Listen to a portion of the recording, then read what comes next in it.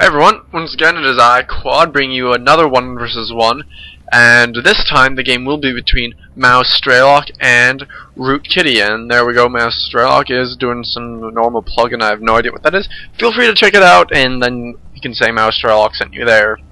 I don't know what it is, I haven't checked it out yet, but I just might, because since MouzStrelok is awesome, and definitely one of the best European Terrans there is out there.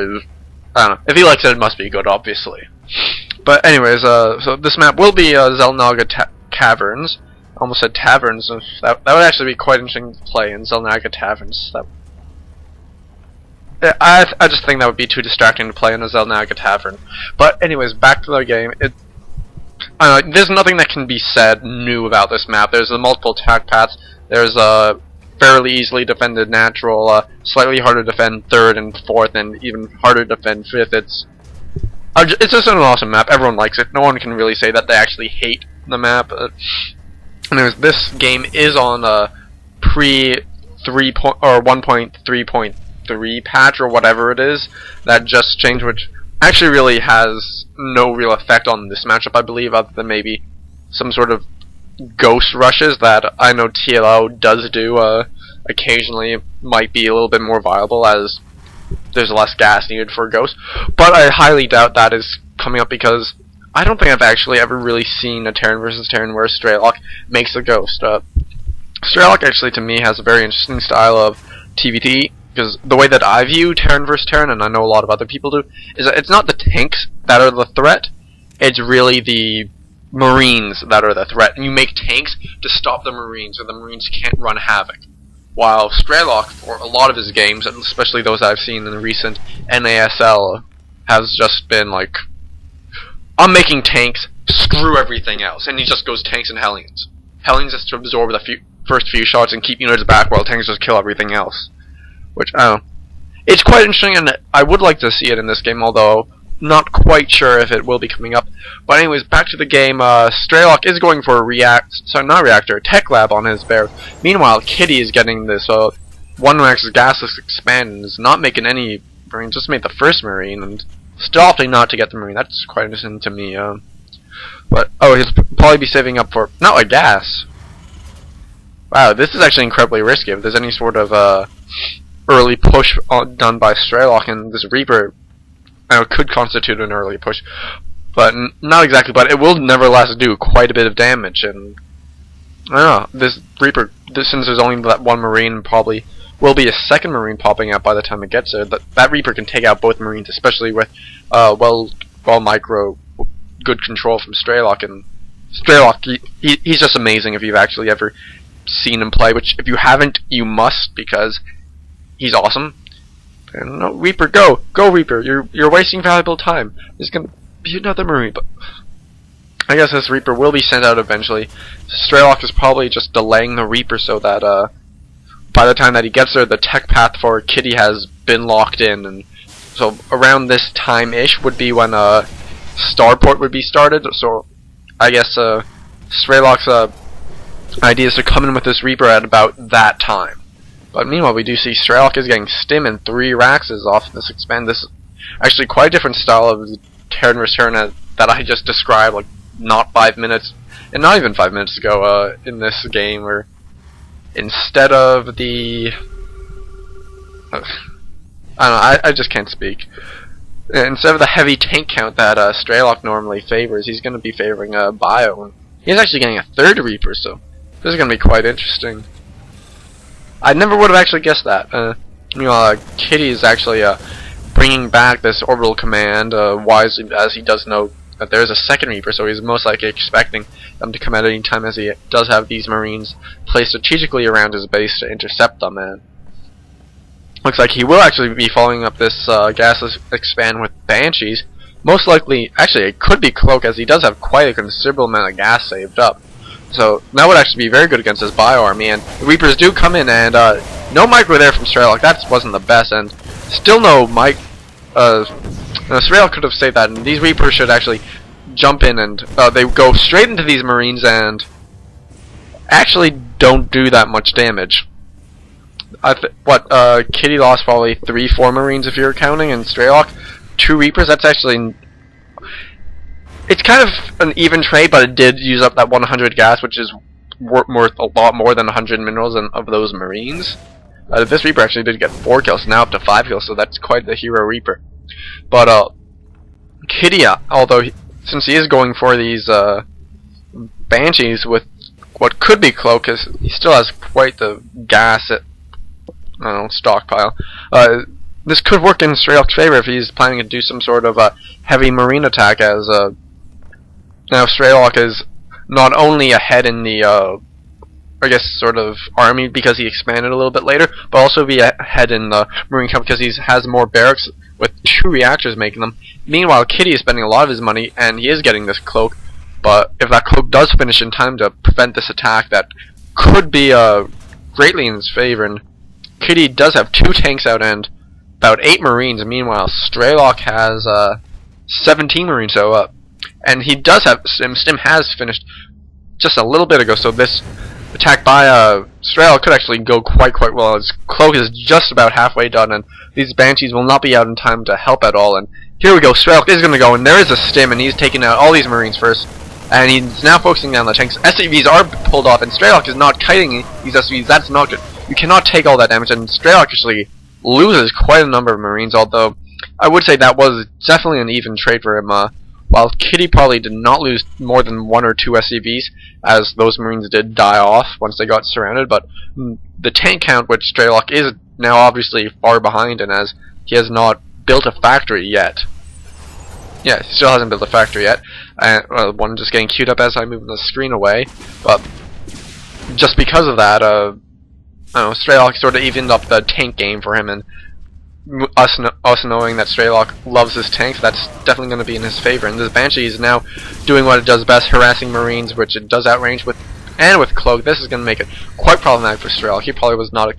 I would guess that he may have expected Banshees, but not Cloak, as this is quite late for Cloak. But as we can see, this is paying off. This Banshee is getting quite a few kills on the Marines and softening them quite a bunch, while Kitty is also walling off with depots and even more bunkers. And while this Banshee continues to just be annoying, and Cloak has almost run out, but poor Strelok does not quite know that, and so he will retreat. If his Marines had just stayed around for a little bit longer, they may have been able to stim and kill off this Banshee. Although a second Banshee has come out, so that will take over its predecessor's job, and eventually will be swooping down across the other side to hook in and maybe grab some SCV kills. But there is a turret here, so that will most likely come to no avail. And Kitty actually deciding to just go for the depots, which is just so annoying, and it's kind of a thing like, why not? And this Banshee flying right into this missile turret will go down, and the Banshee goes down. That's not good for Kitty, and I think the second Banshee did also go down here. I missed that.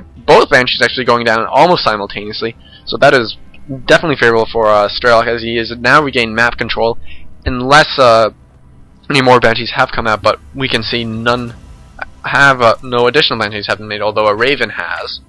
And Strelok actually getting ready to take his third base, which is quite early, while Kitty continuing to go for the Marine tank is up to 3 tanks. Siege Tech actually started at almost exactly the same time for both players, but Strelok is actually well behind on the tank count, and he knows this, and he is going for the double factory to try to even up those numbers as quick as he can. Does Kitty have a second factory? That factory has actually just started, so or just finished, rather. So you know, very shortly Strelok will have evened this up, but I don't know.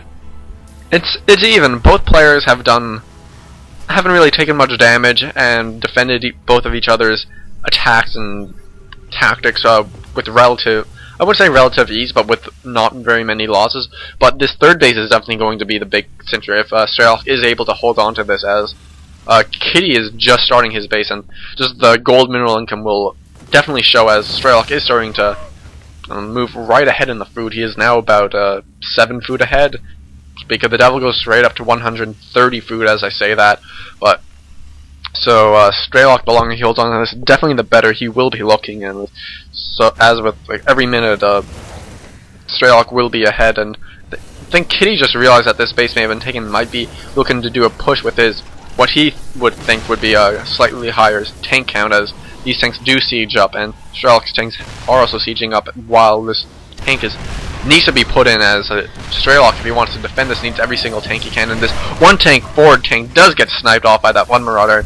Kitty will take that as a lesson and unsiege, and most likely back off to prepare to take his own gold expansion, which will kind of even up the game a bit more. But I don't know. Kitty definitely slightly behind now, and so we'll have to see how he reacts to this and how Strelok reacts, seeing if he will try to press his advantage or just sit back and enjoy his slightly earlier third, and maybe try to grab a fourth base a little bit earlier. As you see, Kitty's actually no, Kitty is getting the Vikings so that he can try to outrange the tanks on the ground, which is a slightly newer strategy, or it's a slightly old strategy, which has been sort of gaining some predominance once again now as of before.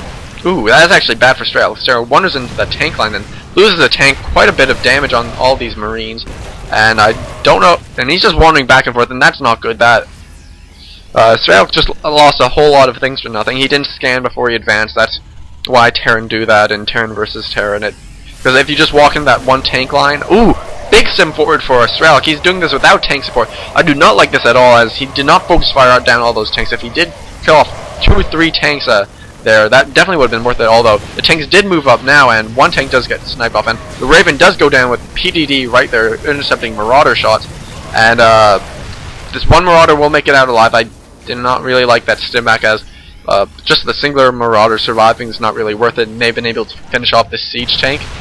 But Strelok nonetheless is moving forward, continuing to siege up, taking down this gas. Meanwhile, Kitty is unsieging and readjusting his tanks, and his Vikings are coming in, so he will gain the dominance in terms of range, as his medevac will be targeted down. And Strelok is actually going for his 4th expansion, and a lot of barracks now being added on another factory. So although Strelok definitely is in the lead, this is still anybody's game. Kitty is not that far behind, as one tank will be taken out by Strelok, and actually just a little bit of a trade of tanks here. And oh no, that is not good by Strelok. He lost a lot of Marines there. Those were donations, and I don't know. Strelok is actually just continually scanning so that Kitty cannot advance with his tanks and use the Vikings to just outrange his opponent. And now that the scan has dissipated, Kitty will move forward. This tank does get a little bit ahead of itself, but now these tanks will all be in range, while Strelok scans a little bit late and will lose all of those tanks. And I don't know, it's still too close to call. No one's really ahead, although once this base does get, well, it is actually already saturated, as Strelok has a pretty well timed Maynard there, and actually Strelok is sieging up on this side here and flanking this attack, while tanks are going to unsiege right here, and Kitty's just going to get absolutely sandwiched here. All the tanks go down, and Strelok is now in a commanding position, and Kitty obviously knows that, and he just straight out GG's right there with very nice attack by Strelok, who just grabbed a position, went for it, and used his overwhelming bioforce, which he had used, which he was able to overgrow Kitty's bioforce, because he had this gold expansion for so much longer than Kitty, to just overpower that and then take out those tanks. And I don't know, that was brilliantly played by Strelok there, as he did come back from that tank deficit, and which I've actually never seen Strelok in a tank deficit, and actually used his bio, which I also have very rarely seen Strelok do in a Terran versus Terran, to his advantage to kill the enemy tanks.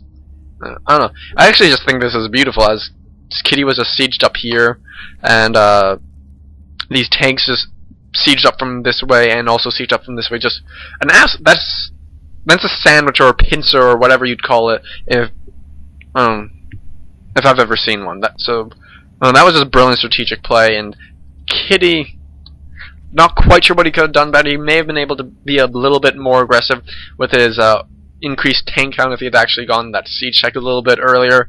But alas, it was much later, coming at almost the exact same time as Strelok's, which was fairly delayed for, especially by his standards, but by any Terran versus Terran standards.